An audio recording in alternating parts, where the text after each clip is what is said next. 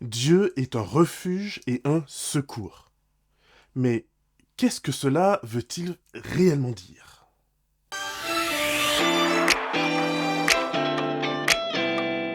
Bonjour et bienvenue pour cette 7e capsule sur le livre des psaumes. En ce qui me concerne, j'ai été richement béni par la relecture de ce livre magnifique, par les émotions qui s'en dégagent, par l'espoir, par l'amour, par la repentance et même par cette thématique de la colère qui est parfois nécessaire pour nous réveiller de situations totalement inacceptables. La relation avec Dieu est finalement assez similaire aux relations que nous pouvons avoir les uns avec les autres. Pas étonnant que les deux plus grands commandements touchent à la relation. Relation avec Dieu et relation avec notre prochain comme avec soi-même. La relation est vraiment le cœur de notre existence. Et les relations, hum, c'est vrai, c'est pas toujours évident.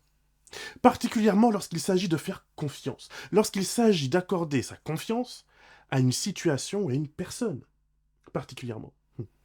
Les statistiques, d'ailleurs, nous montrent que c'est de plus en plus difficile à faire dans notre société de faire confiance. En France métropolitaine, une personne sur 5 souffre de solitude et une personne sur 3 est en situation de fragilité relationnelle, selon l'étude 2023 de la Fondation de France.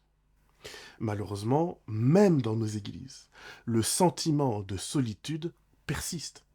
Même dans nos communautés religieuses, faire confiance est un exercice non seulement périlleux, mais trop souvent douloureux. Pourtant, on le ressent bien au plus profond de nous. Notre âme a une soif de connexion. Notre âme a une soif de vis-à-vis d'au moins une personne qui puisse nous voir vraiment, qui puisse nous reconnaître et faire de nous une partie importante de sa vie. Malheureusement, même le couple et même la famille ne sont plus des lieux de relations garantis. C'est encore plus douloureux quand les personnes censées dévouer au moins une partie de leur vie à nous connaître font le choix de faire de nous l'homme ou la femme invisible. Oh, mais je ne parle pas uniquement de comportements toxiques, évitants et froids. Je parle de cette insensibilité aux besoins émotionnels et relationnels les plus profonds. Je parle de cette invisibilisation de nos aspirations, de ce qui nous valorise, de ce qui nous nourrit et qui nous fait nous sentir aimés, vus et appréciés. Il suffit parfois de pas grand-chose pour qu'une relation s'étiole et qu'on se demande pourquoi continuer cette relation qui nous fait davantage souffrir qu'autre chose.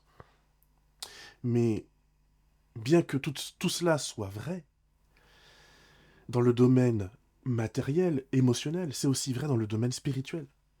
Et je sais, on ose beaucoup moins se l'avouer. On préfère soit quitter peu à peu sa vie de foi et s'entourer de distractions, soit on passe son temps à se flageller en s'accusant de tous les maux. Après tout, si j'avais assez de foi, si j'avais assez de zèle, si je priais assez, si je jeûnais assez, si je lisais suffisamment la Bible, si et toujours ce fameux si. Pourtant, nous sommes chrétiens. En tout cas, si tu suis cette capsule, j'assume que tu le sois, ou que tu es intéressé à le devenir. Et en tant que chrétien ou futur disciple du Christ, nous avons son exemple. Nous voyons comment, dans l'épisode de sa vie, appelé la tentation dans le désert, le tentateur viendra justement questionner cette notion de confiance, questionner la relation de Jésus avec Dieu. Si tu es fils d'eux, si tu es en relation avec Dieu, si tu as la foi, si et encore toujours ce fameux si. Le diable ira même jusqu'à citer un verset biblique situé dans l'un des deux psaumes que je t'invite justement à lire dans les prochains jours. Ce psaume semble trop beau pour être vrai d'ailleurs. C'est le psaume 91 et nous pouvons lire ensemble au verset 10 à 13. Aucun malheur ne t'arrivera, aucun fléau n'approchera de ta tente, car il donnera pour toi des ordres à ses messagers, pour te garder dans toutes tes voies. Ils te porteront sur leurs mains, de peur que ton pied ne heurte une pierre. Tu marcheras sur le lion et sur la vipère, tu piétineras le jeune lion et le dragon. Mais en voilà une merveilleuse promesse. Je m'imagine déjà avec un anneau d'invincibilité. Bien sûr, Jésus, le Fils divin par excellence, le seul qui aurait mérité une vie sous une protection totale. Bon, je ne vais pas te spoiler la fin, mais je pense que tu sais comment ça se termine. Alors, qu'est-ce que la confiance en Dieu? Et pouvons-nous réellement y croire? Eh bien, mon ami, c'est ce que je vais te proposer que nous puissions voir ensemble dans cette capsule. Et pour ce faire, je t'invite à voir les premiers versets du psaume 91. Celui qui habite au secret du Très-Haut repose à l'ombre du Tout-Puissant. Ce psaume a probablement été rédigé durant une période de guerre, une période durant laquelle les villes sont assiégées, la famine ronge les ventres et les joues, et la mort est omniprésente. Ce psaume contient 3 parties. La première, du verset 1er au verset 8, présente les paroles de foi d'une personne en détresse, mais qui place malgré tout sa confiance en Dieu. Et ces premières paroles sont justement, je pense, extrêmement importantes. Lorsque tout s'effondre autour de toi, lorsque même tes émotions te trahissent, lorsque ton corps et ton esprit se retournent contre toi et te plongent dans l'angoisse et dans les ténèbres, le psalmiste nous invite à nous réfugier dans ce fameux lieu secret. Ce lieu représente une prise de décision ferme de croire ou de ne pas croire en la présence manifeste de Dieu dans ta vie. Prenons un exemple. Depuis petit, on nous apprend que lorsqu'un tremblement de terre arrive, il faut se réfugier sous une table. Durant les années 60 ou 70, la même chose était enseignée aux enfants dans les écoles américaines concernant une possible attaque nucléaire. Lorsque l'événement arrive, croire ou ne pas croire. Alors bon, si une bombe nucléaire ou si un immeuble te tombe dessus, ta table, c'est vraiment une question de foi, n'est-ce pas? Et pourtant, cette table représente ton lieu de protection. Elle a pu sauver des vies, y compris dans des circonstances défiant parfois les lois de la physique. Et c'est la raison pour laquelle c'est le conseil qu'on donne aujourd'hui. Dieu, dans cette analogie, est aussi une table, symboliquement bien sûr. Dieu est le choix que je fais de me reposer non pas sur ma perception du moment, mais sur l'expérience qui traverse l'humanité, depuis Adam et Ève jusqu'à nous aujourd'hui. Que Dieu entend, que Dieu comprend et que Dieu me garde. J'ai peut-être l'impression que ce n'est pas suffisant. J'ai peut-être l'impression que ça ne sert à rien. Mais l'impression et la réalité sont deux choses complètement différentes. Oser rencontrer Dieu dans ce lieu secret, en plus d'être un acte de foi, est également un acte de vérité. Ce lieu secret représente notre décision d'être honnête et d'arrêter de se mentir et de mentir à Dieu. Pas de faux semblants et surtout plus d'excuses, plus de blâme sur les autres pour mes propres manquements, mais un acte de vérité le plus pur possible. Qui suis-je? Ai-je réellement confiance en Dieu ou suis-je dans la prétention?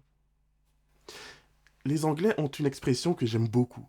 Ils parlent d'amis des beaux temps ou des beaux jours, c'est-à-dire des personnes présentes uniquement lorsque tout va bien, mais absentes au premier nuage qui passe. Est-ce que ma vie spirituelle n'a de sens que lorsque le soleil brille? Suis-je capable de revenir vers Dieu, y compris lorsqu'il pleut, y compris lorsque l'orage et le tonnerre menacent de m'engloutir? Et ultimement, la foi, c'est juste ça, revenir à Dieu, même la peur au ventre. Bien sûr, Dieu sait que ce n'est pas évident, que ce n'est pas naturel. C'est pourquoi la Bible existe. Elle existe afin d'être le témoin temporel, rappelant à chaque époque, de l'histoire humaine en tout cas, que faire confiance à Dieu paie davantage que de l'ignorer. De l'époque du déluge aux habitants de Jéricho, aux disciples de Jésus du 1er siècle, aux disciples d'aujourd'hui, la Bible et l'existence de ses disciples, faits de chair et d'os, attestent que Dieu est bel et bien un refuge. Mais nous l'avons déjà dit, cela ne signifie pas que je deviens Superman et que je peux résister à une explosion nucléaire à 2 mètres de moi. Cela signifie que j'ai un lieu où je peux rester humain jusqu'au bout, quelle que soit l'épreuve que j'affronte, quand bien même ce seraient les camps d'extermination nazis. Cela signifie que j'ai un lieu d'espérance, car la délivrance divine peut avoir lieu temporairement, ici et maintenant, bien sûr, mais je sais qu'elle aura lieu parce que Jésus revient et qu'il mettra une fin finale et définitive au mal. Dans la suite du psaume 91, les versets 9 à 13 basculent sur la description de ce dont Dieu est capable. C'est ici une assemblée qui s'exprime et qui parle en réponse au psalmiste des premiers versets. Oui, l'Église croit que dans l'absolu, Dieu est capable de toutes les délivrances et de tous les exploits. Ces choses arrivent tous les jours, mais pas toujours pour moi personnellement. Et encore une fois, je suis bien conscient de la frustration d'entendre et de voir Dieu délivrer d'autres, y compris à l'autre bout du monde, tandis que je reste encore dans l'épreuve. Et encore une fois, je n'ai pas de réponse à cela. Comme toi, j'attends le jour où Dieu m'ouvrira les yeux et où je comprendrai alors que ses décisions sont justes, même lorsque la vallée de l'ombre de la mort m'entoure pour un certain temps. Ces versets, y compris celui qui parle des anges de Dieu qui viennent porter les fidèles, sont donc représentatifs de cette espérance que porte l'Église. Tu comprends pourquoi Jésus s'oppose au diable lorsqu'il essaye d'en faire une généralité applicable à toutes les situations. Mais la bonne nouvelle, c'est la fin magnifique de ce psaume. Car cette fois, c'est Dieu lui-même qui répond, c'est Dieu qui s'exprime par la bouche du psalmiste, et qui dit ceci. Puisqu'il s'est épris de moi, je lui donnerai d'échapper, je le protégerai, puisqu'il connaît mon nom. Il m'invoquera, et je lui répondrai. Je serai moi-même avec lui dans la détresse. Je le délivrerai et le glorifierai. Je le rassasierai de la longueur des jours et lui ferai voir mon salut. Dieu répond à l'amour que nous lui portons. Dieu promet d'être en personne dans notre fournaise ardente. Dieu promet non seulement de nous délivrer, mais aussi de nous glorifier. La glorification est quelque chose que nous ne méritons pas, mais qui provient du cœur d'amour de Dieu. C'est de nous faire partager son royaume, sa richesse et son autorité. L'objectif ultime de Dieu, c'est de nous offrir une vie d'éternité avec lui.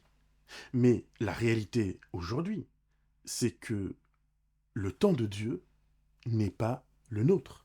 L'Israélite qui a crié pendant 300 ans en Égypte n'avait pas moins de mérite que l'Israélite qui a vu la mer s'ouvrir en deux. Le prophète qui a pu fermer ses yeux en paix après avoir vu Jésus bébé n'avait pas moins de mérite que les 12 apôtres.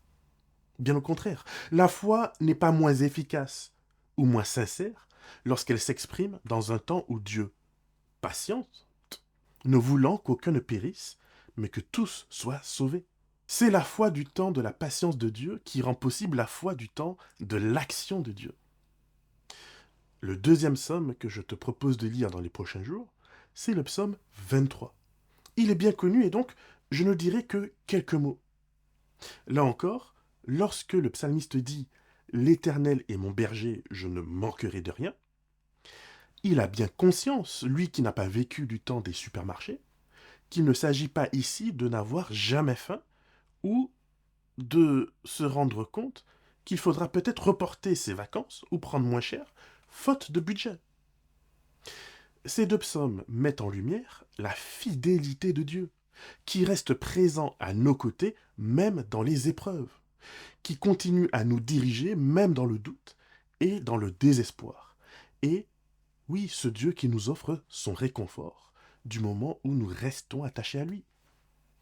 L'huile était utilisée par les bergers de l'époque pour soigner la tête des moutons qui avaient été infectés par des insectes qui pondaient des œufs dans la tête de ces moutons et qui rongeaient de l'intérieur leur cervelle.